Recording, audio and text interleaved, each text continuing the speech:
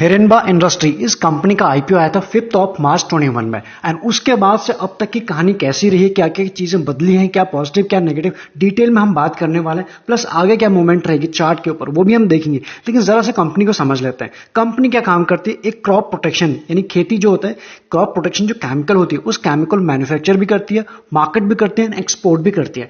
यहां से ना इस लाइन से हमें एक चीज समझ में आ गया कि कंपनी जो है ये हिरनबा इंडस्ट्री किस सेगमेंट के अंदर काम करती है। यानी केमिकल कंपनी तो है लेकिन केमिकल के अंदर भी किस सेगमेंट के अंदर, यानी अगर हमें समझ में आ गया कि जो एग्रो केमिकल होती है उस सेगमेंट के अंदर काम करती है।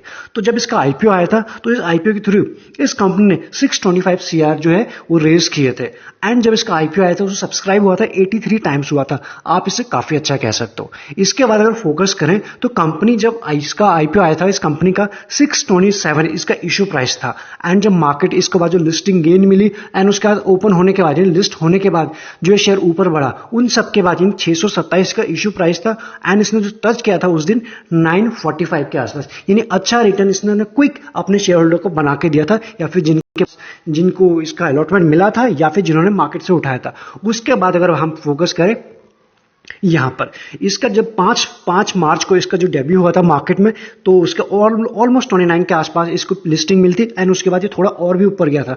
उसके बाद यानी रफली बात करें 51-52% के आसपास का इसमें जो टोटल गेन हुआ था, टोटल की बात बता रहे हैं, यानी लिस्टिंग गेन प्लस जो मार्केट में जो प्राइस एप्रिशिएट हुआ।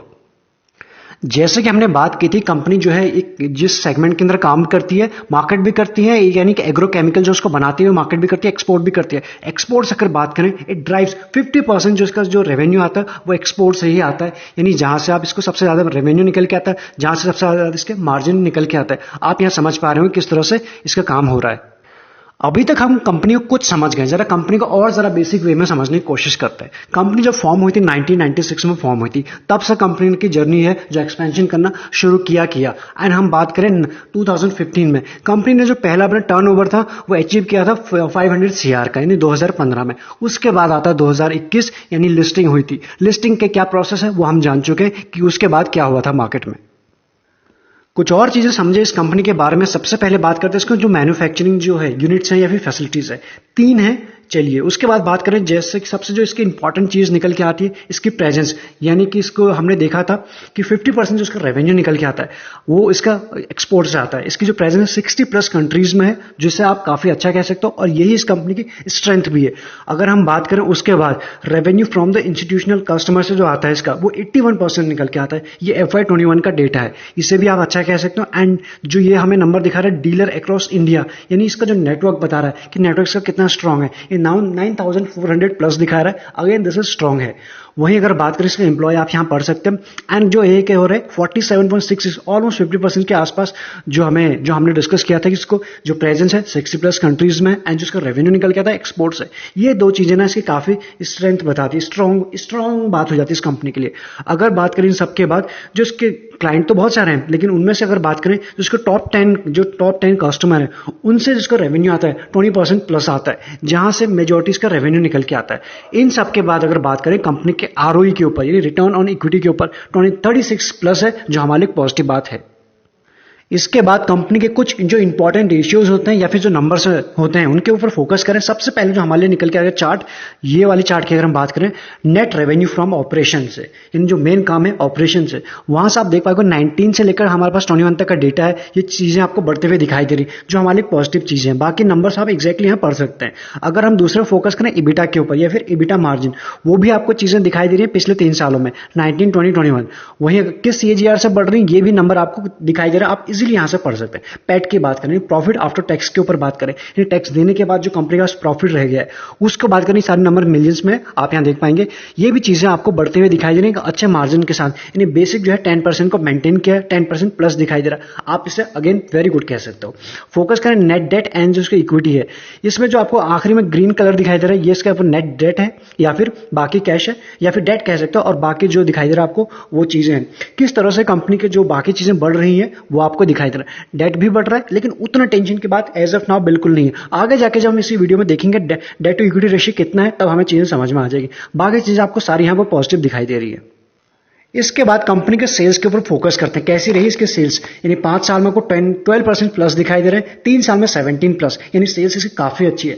मेरा प्राइम फोकस रहता है जब भी हम किसी भी एनालिसिस को लेके आते हैं 10 प्लस तो एटलीस्ट होनी चाहिए सेल्स, हाँ उसे अच्छा कह सकते हैं, या फिर प्रॉफिट ग्रोथ। अदरवाइज कुछ कंपनीज ऐसे होती हैं जिनका नाम बड़ा अच्छा होता है, काम भी बड़ा अच्छा होता है, एंड लेकिन जो सेल्स ग्रोथ होती है वो थोड़ा कम होती है, 5-8 होता है, जो वो भी नंबर अच्छा होता है लेकिन वो ओके की कैटेगरी में आ जाता है। यहां बात करें 1 साल में आपको डिप आया हुआ दिखाई दे रहा है -5 के आसपास, लेकिन बाकी उससे पहले पीछे बड़े अच्छा इसने काम किया हुआ है। अगर हम बात करें वो रीजन हम जानते हैं डिप क्यों आया हुआ है, कोविड की वजह से। अगर हम बात करें प्रॉफिट ग्रोथ की, 5 साल में, 3 साल में और 1 साल में बड़े ही अच्छे नंबर आप इसे कह सकते, बड़े ही शानदार नंबर इसे बिल्कुल कह सकते हो। उसके बाद हम बात करें आरओई के ऊपर, आरओई बड़ी ही शानदार है, आपको चीजें पिछले 5 साल से इस साल तक 1 साल तक चीजें इंप्रूव होते हुए दिखाई दे रही। इन्हीं सारी चीजों के ऊपर हम जो फोकस करते हैं कि बड़ी अच्छी कंपनी, इससे पहले जब हमने एक वीडियो बनाए थे या फिर कई सारे वीडियो बनाते हैं उसमें कंपनी का नाम तो बड़े ही अच्छे होते हैं, फिर चाहे वो हो सकते निफ्टी के टॉप 2 टॉप 10 कंपनीज भी हो सकते हैं, लेकिन उनके कई बार ऐसे होते हैं जो रेशियोज होते हैं या फिर वो उतना अच्छा नहीं कर रहे थे। ये इसलिए हमको जब कंपनी को समझना होता है तो बड़े डीप में और अच्छे से और इत्मीनान से समझना होता है। अगर हम बात करें आरओसी के ऊपर, यहां पर भी आप चीजें देख सकते हो कि बड़े ही शानदार है, यहां पे कोई भी शिकायत का मौका नहीं, प्लस चीजें इंप्रूव होते हुए आपको दिखाई दे रही है ईयर ऑन ईयर बेसिस पर भी। इसके बाद फोकस करें डेट टू इक्विटी रेशियो, हमने वहां देखा था कंपनी के ऊपर डेट है लेकिन 0.13 ऑलमोस्ट आपसे एग्जैक्टली नॉट, ऑलमोस्ट कह सकते हैं डेट फ्री कंपनी है, मतलब इस कंपनी की उतनी टेंशन की बात नहीं है एज ऑफ नाउ ये डेट की तरफ से अगर बात करें। बाकी बात करें प्रमोटर के पास, सेबी का जो नियम है या फिर जो मेजोरिटी है वो इन्हीं के पास है 75 बिलो, यानी होने चाहिए प्रमोटर के पास 74% इनके पास है। बाकी अगर बात करें डीआईएस के पास, अभी एज ऑफ नाउ बहुत ज्यादा टाइम हुआ नहीं है इसको लिस्ट हुए, तो कोई भी जो बड़े स्मार्ट इन्वेस्टर हैं वो जरा जरा करके लेते हैं, यानी जरा जरा करके अपनी होल्डिंग को बढ़ाते हैं, चीजों को समझते हैं, उसके बाद ही कोई डिसीजन लेते हैं। तो आपको यहाँ पे एज ऑफ नाउ दिखाई दे रहा है कि 2% के आसपास डीआईएस की है एंड एफआईएस का 3+ दिखाई दे रहा है, एंड पब्लिक का इंटरेस्ट इस कंपनी के ऊपर बना हुआ आपको यहाँ दिखाई पड़ रहा है कि 20+ जो उनके पास होल्डिंग है। इसके बाद अगर फोकस करें प्लेजिंग के ऊपर, प्रमोटर ने किसी भी तरह का कोई भी शेयर प्लेज नहीं रखा है, जो हमारे स्ट्रांग बात हो जाती है। अगस्त 18 में उनके पास 100 उन्हीं के पास थे, तब ये कंपनी लिस्ट नहीं हुई थी, और जैसे ये मार्च 21 में लिस्ट हुई है आप यहां देख पाएंगे 74, यानी इन्होंने ऑलमोस्ट 25% प्लस की जो इक्विटी है डायल्यूट की हुई है दिखाई पड़ रही है यहां पर। इसके बाद कंपनी को एग्जैक्ट पिक्चर हमें यहां समझ आएगी कंपनी कैसे काम करे। 17 से लेकर 21 तक का डेटा हमारे साथ है, यानी बैलेंस शीट आपके पास है। आप यहां देख पाओगे पिछले 5 साल में कंपनी के, अगर हम 2 चीजों के ऊपर फोकस करें, सिर्फ 2 चीजों के ऊपर, सेल्स ग्रोथ तो हमने देख ली कैसे रही है, अगर हम बात करें प्रॉफिट ग्रोथ की ओर 48, नेक्स्ट ईयर हुआ था 18 में, 2018 में 88, और 2019 में 131, 2020 में 129, एक डिप नजर आया। उसके बाद जैसी चीजें थोड़ा सा नॉर्मलाइज हुई, ये चीजें आपको रिकवर होते हुए दिखाई दे रही, यानी पिछले क्या इतने सालों में हमें क्या दिख रहा है कि चीजें अप ट्रेंड में बनी हुई है और भी अच्छे मार्जिन के साथ ये चीजें अच्छी होगी। अगर हम उसके बाद फोकस करें नेट प्रॉफिट के ऊपर, आप यहां देख पाएंगे 20 CR, उसका 47, उसका 75, 98, 154, यानी ये हमें चीजें बता रहे हैं किस तरह से चीजें इसमें इंप्रूव हो रही है। न्यू लिस्टेड कंपनी है, इसलिए अभी हमारा बहुत सारी डेटा अभी नहीं है अगर हम उसको ठीक से रिसर्च करें, लेकिन आपके सामने जितना दिखा रहे ये 5 साल का डेटा है, यहां पर आपको चीजें पॉजिटिव वे में ज्यादा दिखाई दे रही इंस्टेड ऑफ नेगेटिव।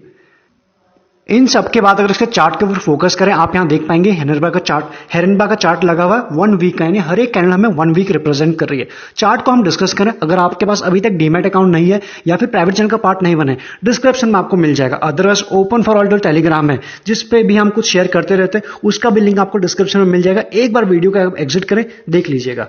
बात करें इसको 1 वीक में क्या हुआ है, यानी जब से लिस्टिंग हुई है, जैसे हमारी बात हुई थी फर्स्ट डे लिस्टिंग गेन मिला एंड उसके बाद ऊपर तक गया था, यहां पर आप देख पाओगे 950, 945 के आसपास, वहीं से फर्स्ट डे से इसमें प्रॉफिट बुकिंग आई एंड उसके बाद 1, 2, 3 वीक इसमें प्रॉफिट बुकिंग आई, उसके बाद आप देख सकते हो किस तरह से कंसोलिडेशन, और धीरे धीरे अब बात करेंगे ये आखिरी वीक, ये वीक बन ही रहा है अभी जिस वक्त हम ये वीडियो बना रहे हैं, अभी भी मार्केट को इस वीक को खत्म होने 2 दिन बचे हुए हैं। अगर हम बात करें ये वीक हमें क्या बता रही कि ये अपने ब्रेकआउट के जस्ट आसपास है, या फिर इसमें स्ट्रॉन्ग कैंडल बनी है जो आपको इतने दिनों से नहीं दिखाई दे रही थी, इसलिए ये शेयर प्राइम फोकस पर आ जाना चाहिए। आपने इसके फंडामेंटल देख लिया, आपने इसका काम देख लिया, प्लस डेफिनेटली या तो आप अपनी रिसर्च करेंगे या फिर जो आपके फाइनेंशियल एडवाइजर हैं उनसे एक बार पूछेंगे तो डेफिनेटली जरूर, ऐसा हमें लगता है।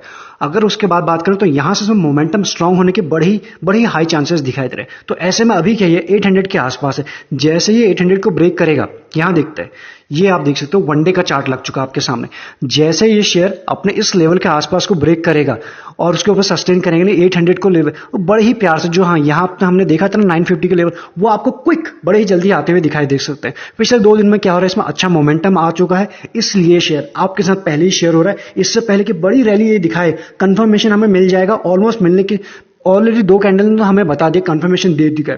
जो एक कंसोलिडेशन था वो खत्म होते हुए दिखाई दे रहा है, प्लस ये ब्रेकआउट होते हुए आपको अच्छा अपमूव आते हुए दिखाई दे रहा है। इसलिए शेयर आपके साथ उस लेवल पर शेयर हो रहा है जिस वक्त हमारे प्राइम फोकस पर आना चाहिए, ना कि जब यहां से 25% भाग चुका है शॉर्ट टर्म ट्रेडर के लिए। अदरवाइज लॉन्ग रन में भी आपने इसकी कुछ कहानी देख ली है, नंबर्स देख लिए, इसके बैलेंस शीट देख ली, बाकी चीजें भी देख ली है।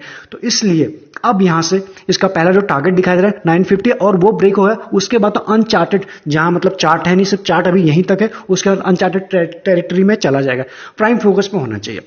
चलिए इस वीडियो में इतना ही, मिलेंगे नेक्स्ट वीडियो में। अगर आपको ये वीडियो ठीक लगा तो लाइक कर सकते हैं, अदरवाइज रेगुलर अपडेट के लिए चैनल को सब्सक्राइब तो कर ही सकते हैं। Thank you so much.